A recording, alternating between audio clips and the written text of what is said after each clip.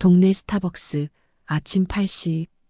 햇살이 유리창을 타고 부드럽게 흘러들어오고 출근길 사람들의 발걸음은 분주하게 오가고 있었다. 카페 안은 커피 향과 갓 구운 빵 냄새가 섞여 있었고 바리스타들의 컵 부딪히는 소리가 잔잔히 울렸다. 그 사이 늘 같은 자리에서 같은 시간에 나타나는 손님이 있었다. 예순을 조금 넘긴 아주머니였다. 그녀는 단정한 차림에 부드러운 미소를 띠고 있었지만 눈빛 한쪽에는 말할 수 없는 긴장감이 담겨 있었다.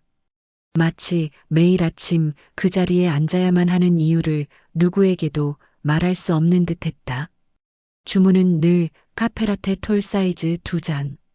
하나는 그녀 자신을 위해, 다른 하나는 테이블 위에 그대로 두었다. 그 잔은 마치 누군가를 기다리듯 정중하게 놓여 있었다. 처음엔 아무도 관심을 가지지 않았다. 그저 귀여운 습관쯤으로 여겼다. 하지만 몇 주가 지나면서 사람들의 시선이 달라졌다. 저 잔은 왜 남겨둬? 혹시 기다리는 사람이 있는 걸까? 단 한 번도 남자가 같이 온 적이 없는데. 카페 직원조차 속삭였다. 첫 주에는 그냥 특이한 손님이라고 생각했는데 매일 저러니까 뭔가 사연이 있는 것 같아요. 나는 어느 날 우연히 그 남겨둔 커피잔 위에 작은 쪽지가 놓인 것을 발견했다. 누군가 몰래 두고 간 듯했다. 쪽지에는 단 한 줄, 오늘도 지켜주세요라는 글만 적혀 있었다. 그 순간 나는 깨달았다. 단순한 습관이 아니다. 이 커피 2잔은 누군가 혹은 무언가를 위해 매일 바치는 의식이었다. 단순한 일상이 아니라 삶과 죽음, 가족과 사랑이 걸린 작은 의식임을 직감했다. 나는 어머니를 조심스레 관찰했다. 그녀가 손을 모으고 눈을 감을 때마다 주변 공기가 잠시 멈춘 듯 느껴졌다. 그 눈빛에는 간절함과 두려움, 그리고 묵직한 결심이 섞여 있었다. 시간이 흐를수록 그녀의 매일 아침 풍경은 점점 신비롭게 다가왔다. 커피 2잔 위에 쌓이는 햇살, 바람에 흔들리는 창문, 주변의 소음조차 그녀의 의식 앞에서는 잔잔히 멈춘 것처럼 느껴졌다.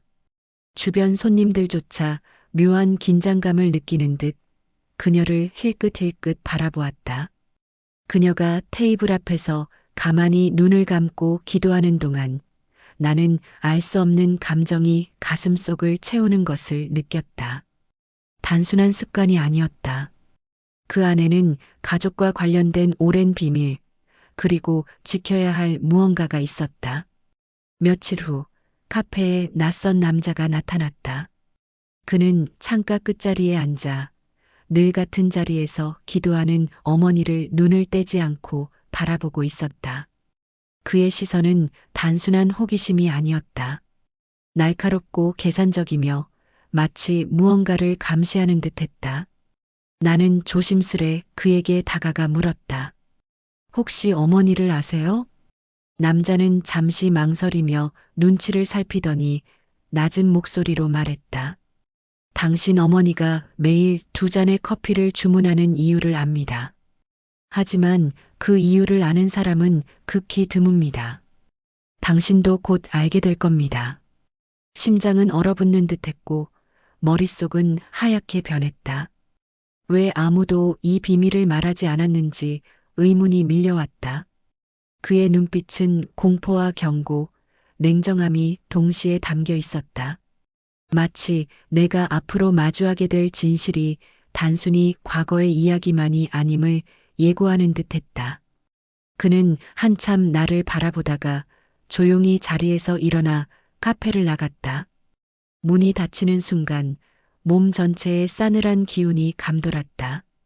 주변 손님들은 전혀 눈치채지 못한 듯 각자의 일상에 몰두하고 있었지만 나는 그 순간 세계가 정지한 느낌을 받았다. 나는 다시 어머니에게 시선을 돌렸다. 그녀는 여전히 2손을 모은 채 눈을 감고 있었다. 2잔의 커피 위로 내려앉은 햇살이 그녀의 얼굴을 부드럽게 감싸며 마치 신성한 의식의 일부인 듯했다. 나는 숨을 죽이며 그녀의 기도 속으로 스며드는 긴장과 사랑, 두려움을 느꼈다. 그날 이후 나는 어머니와 카페 사이에 놓인 미묘한 경계선을 이해하려 했다. 왜 하필이면 매일 아침 같은 자리, 같은 창가여야 하는가? 왜 두 잔의 커피인가? 나는 점점 더 많은 의문을 품게 되었다. 어머니는 오랜 침묵 끝에 입을 열었다. 내 아버지는 떠나기 전에도 매일 카페라테를 마시던 사람이었단다. 꼭 톨 사이즈 두 잔. 나는 놀라 눈을 크게 떴다.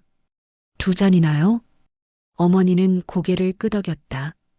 한 잔은 본인이 마시고 한 잔은 늘 내 앞에 두었지. 그때마다 내 아버지는 이렇게 말하곤 했어. 우린 같이 있어야 맛있지. 커피도 인생도. 그 말에 가슴이 먹먹해졌다. 단순한 의식이 아니라 사랑과 기억, 가족을 지키려는 수호의 의미가 담겨 있었다. 하지만 이야기는 여기서 끝나지 않았다. 그날도 내 아버지가 카페에 나를 불러냈어. 그런데 거기서 마지막 인사를 남기고 그는 떠나버렸단다. 숨을 죽였다. 왜 그랬을까? 그의 마지막 경고와 사라짐, 그리고 매일 두 잔의 커피가 이어지는 이유가 조금씩 머릿속에 맞춰지는 듯했다. 수십 년 전 아버지는 어머니에게 마지막 경고를 남기고 사라졌을 때 단순히 집을 떠난 것이 아니었다. 그는 어떤 사건 혹은 존재로부터 가족을 지키기 위해 몸을 숨긴 것이었다. 그 경고의 의미가 두 잔의 커피와 연결되어 있었다. 나는 어느 날 우연히 어머니가 매일 바라보던 창밖 횡단보도를 보았다. 몇 년 전 내 동생이 그 횡단보도에서 큰 사고를 당할 뻔했지만 기적적으로 다치지 않았다. 그때도 어머니는 그 자리에서 두 손을 모아 기도하고 있었다. 커피 두 잔은 단순한 음료가 아니라 보이지 않는 힘을 불러오는 도구였다. 어머니가 앉는 자리 근처에서 이상한 일이 생기기 시작했다. 커피잔이 살짝 움직여 있었다. 손님 중 누군가가 그 자리 근처를 서성였다. 그리고 어느 날 남겨진 커피잔 위에 기이한 자국이 찍혀 있었다. 나는 소름이 끼쳤다. 어머니의 기도에는 눈에 보이지 않는 경계선이 있었다. 그 경계선을 넘어서는 순간 누군가 또는 무언가로부터 위험이 올 수 있다는 암시였다. 왜 하필이면 이 자리였을까? 왜 매일 이 카페 창가에서만 기도를 해야 했을까? 나는 점점 두려워졌다. 모든 의문은 어머니가 직접 이야기해 주기 전까지 답을 알 수 없었다. 어머니는 한참 동안 말을 잇지 못했다. 마치 오래된 서랍을 열기 전 손잡이를 붙들고 망설이는 사람처럼. 그녀의 눈빛은 깊은 슬픔과 고뇌로 가득했다. 내 아버지는 떠나기 전에도 매일 카페라테를 마시던 사람이었단다. 꼭 톨 사이즈 두 잔.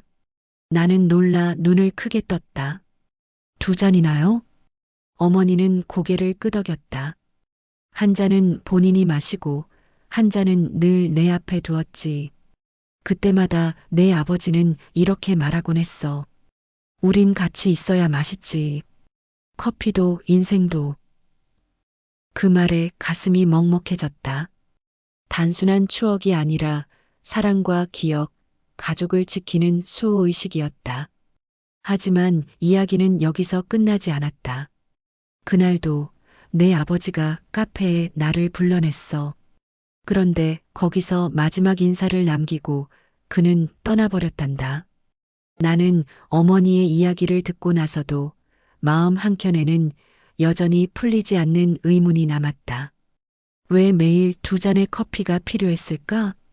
어느 날 나는 우연히 어머니의 시선을 따라가게 되었다. 그녀가 매일 바라보던 창밖, 횡단보도가 있었다. 몇 년 전 내 동생이 그 횡단보도에서 큰 사고를 당할 뻔했지만 기적적으로 다치지 않았다. 그때도 어머니는 그 자리에서 두 손을 모아 기도하고 있었다. 그 순간부터 그 자리에서 기도하는 것은 가족을 지키는 수호의 자리가 되었다. 커피 두 잔은 단순한 음료가 아니라 보이지 않는 힘을 불러오는 도구였다. 세월이 흘러 어머니는 예전처럼 매일 카페에 올 수 없게 되었다. 그러나 어느 날 나는 문득 자신이 어머니가 앉던 자리에서 두 손을 모으고 기도하고 있는 자신을 발견했다. 커피 두 잔은 놓여 있지 않았지만 마음속으로는 어머니와 함께한 기도를 이어가고 있었다. 그제야 깨달았다. 어머니의 기도는 단순히 습관이 아니라 숨겨진 위엄과 가족을 지키는 간절한 수호 의식이었다는 것을.